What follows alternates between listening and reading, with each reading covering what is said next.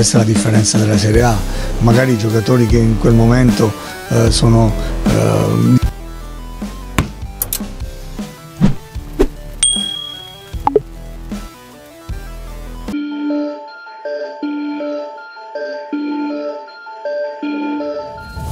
Jagat sepak bola Indonesia baru-baru ini dibuat heboh usai bek timnas Indonesia J.I. menjalani debut perdananya di Serie A. Bagaimana tidak, bek kelahiran Belanda tersebut menjadi pemain ber-KTP Indonesia pertama yang mampu tampil di salah satu liga terbaik di dunia. Debut apik J.I. ini juga membuat pelatih Venezia terkejut dan keheranan. Dia tak menyangka jika seorang J.I. bisa bersaing dengan bek-bek top di dunia lainnya. Seperti yang diketahui, salah satu yang paling ditunggu oleh penikmat sepak bola Indonesia adalah debut J.I. di kasta tertinggi sepak bola Italia yaitu Serie A. Setelah musim lalu mengembalikan Venezia ke Serie A, kini bertahan di Serie A adalah tantangan baru bagi bek yang masih memiliki darah Semarang tersebut. Untuk menyelesaikan tantangan tersebut, J harus berjuang keras menghadapi striker-striker top dunia seperti Lautaro Martinez, Dusan Vlahovic, dan Victor Osimhen yang akan berduel dengannya di lini belakang nantinya.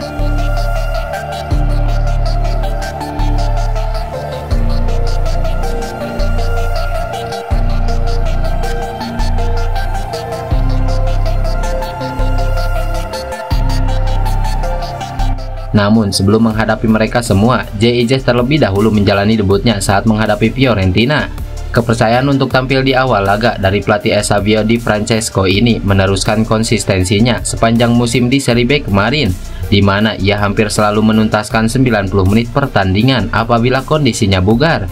Ijes dan para pemain belakang Venezia harus bertahan solid dari gempuran para pemain Fiorentina yang tampil menekan mereka. Selain piawai dalam mengawal lini belakang, J.I. juga melakukan overlap dalam situasi bola mati. Ia hampir mencatatkan namanya di papan skor andai tendangan prize time-nya tidak melayang tipis di atas mister gawang. Dalam debutnya itu, ia juga mencatatkan 96% operan sukses. Dia mencatatkan 50 dari 52 operan. Dirinya juga melakukan 3 kali sapuan bola, 1 intercept, dan 100% tackle sukses.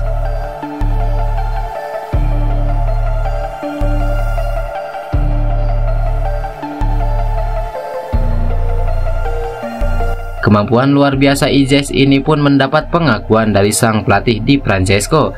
Pernyataan itu disampaikan untuk menjawab pertanyaan dalam konferensi pers tentang peran Ijes mampu membahayakan gawang lawan meski bertugas sebagai bek. Kami bisa membahayakan mereka dalam banyak situasi, tapi sayangnya tidak berhasil. Sayang sekali. Tapi berawal dari asumsi bahwa semua bek harus paham caranya bertahan, saya bisa katakan bahwa kami sudah melakukannya dengan baik, ujar Di Francesco. Eusebio Di Francesco juga memuji sekaligus menyukai kualitas yang dimiliki J.I. Pelatih asal Italia itu juga senang karena J.I. merupakan pemain serba bisa dan mempunyai teknik permainan yang tinggi serta selalu ingin berkembang di setiap laganya. Meski Francesco menyukainya, pelatih Venezia itu tetap memberikan evaluasi kepada J.I. pada laga kontra Brescia beberapa waktu lalu dan menyarankan agar tidak cepat berpuas diri. J.I. bisa memainkan banyak peran, kanan, tengah, dan sayap kiri. Dia pemain yang eklektik dan dinamis. Saya menyukainya dan dia selalu ingin berkembang. Saat melawan Brescia, dia juga melakukan kesalahan dalam umpan tinggi. Kami bisa meningkatkannya dan kami perlu melakukannya lebih sedikit lagi. Tapi itu adalah bagian dari perjalanan, jelas Eusebio Di Francesco.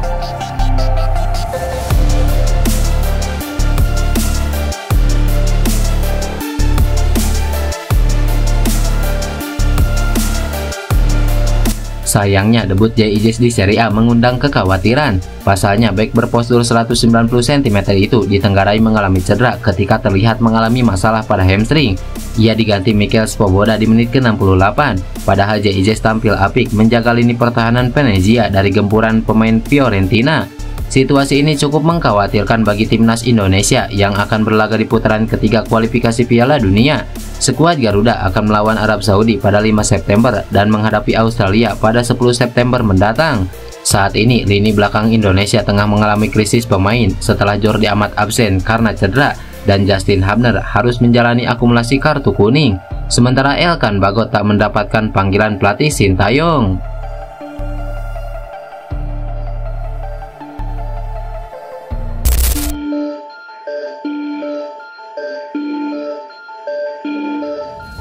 Seperti yang diketahui, tanggal 18 Agustus 2024 menjadi hari yang menggembirakan buat pencinta timnas Indonesia tanah air.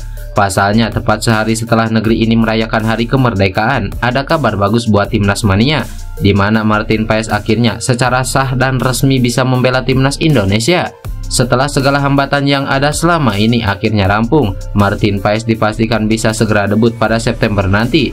Lebih lanjut, Paes sendiri mengaku merasa sangat terhormat sekaligus bahagia karena akhirnya penantiannya selama ini bisa segera terwujud. Tentu saja, masuknya Paes sudah bisa dipastikan akan membuat komposisi pemain timnas Indonesia khususnya di lini belakang jadi lebih tangguh. Paes sendiri seperti dalam ucapannya di akun resmi timnas Indonesia, ia mengaku sudah sangat nggak sabar menantikan debut serta bisa berkontribusi untuk Garuda. Di sisi lain, kabar resminya Martin Paes bergabung dengan timnas Indonesia ini juga sepertinya cukup mengusik Arab Saudi.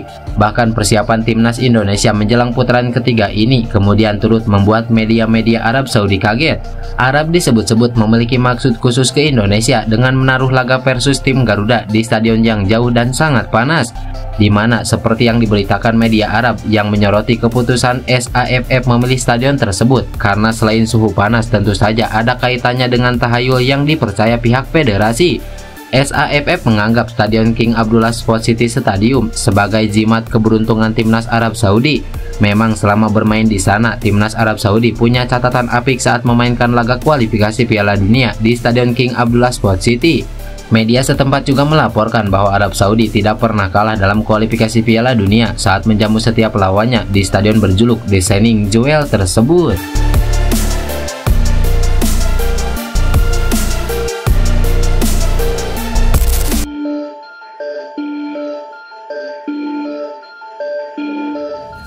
Media Vietnam baru-baru ini melontarkan ramalan yang cukup mengejutkan terkait peluang timnas Indonesia di kualifikasi Piala Dunia 2026. Mengingat absennya beberapa pemain pilar, media tersebut memprediksi skuad Garuda akan mengalami nasib serupa dengan timnas Vietnam saat berhadapan dengan Arab Saudi. Jelang laga perdana putaran ketiga kualifikasi Piala Dunia zona Asia, Sintayong harus menghadapi dilema berat. 5 pemain kunci dipastikan absen dalam pertandingan krusial melawan Arab Saudi. Malik Rizaldi, Jordi Amat yang mengalami cedera, sementara Elkan Bagot tak dipanggil dan Justin Hubner harus menjalani sanksi akumulasi kartu. Martin Paes meskipun telah bisa dibawa melawan Arab Saudi, dia tidak didaftarkan karena keterlambatan administrasi. Absennya para pemain bintang ini tentu menjadi pukulan telak bagi timnas Indonesia. Media Vietnam Soha.vn bahkan tidak ragu untuk memprediksi bahwa skuad Garuda akan mengalami kesulitan besar dan kemungkinan besar akan menelan kekalahan telak seperti yang dialami oleh timnas Vietnam beberapa tahun lalu. Soha.vn menyoroti perbedaan kualitas yang signifikan antara timnas Indonesia dan Arab Saudi. Dengan absennya beberapa pemain pilar, terutama di lini belakang, timnas Indonesia dinilai akan kesulitan meredam gempuran serangan dari tim berjuluk The Grand Falcons tersebut. Namun, prediksi media Vietnam tak perlu terlalu dipikirkan. Sepak bola penuh kejutan. Timnas Indonesia di bawah arahan Sintayong telah menunjukkan perkembangan yang signifikan. Meskipun kehilangan beberapa pemain penting, semangat juang dan kerja keras para pemain tetap patut diapresiasi. Skuad Garuda tentu akan berjuang habis-habisan untuk meraih hasil terbaik. Pertandingan melawan Arab Saudi akan menjadi ujian berat, namun bukan berarti tidak mungkin untuk meraih kemenangan. Dengan dukungan penuh dari seluruh rakyat Indonesia, timnas Indonesia diharapkan mampu memberikan kejutan dan membungkam para peragunya.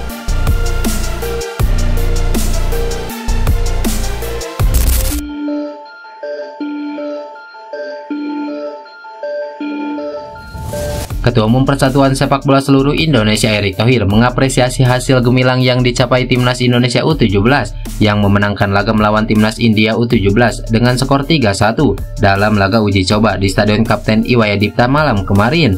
Hasil gemilang yang diraih anak asuh pelatih Nova Arianto menjadi modal untuk memantapkan persiapan untuk menghadapi kompetisi penting yang akan datang. Erick meminta pelatih dan pemain skuad Garuda Muda agar tetap melakukan persiapan secara optimal menjalani laga uji coba selanjutnya sebagai laga penting menghadapi kualifikasi Piala Asia U17 2025. Erick mengatakan timnas Indonesia U17 mampu meraih hasil maksimal dalam laga uji coba tersebut, namun belum saatnya bagi pemain dan pelatih untuk merasa berpuas atas hasil tersebut. Belum saatnya puas, masih ada satu kali melawan India U17, singkat Erick Thohir.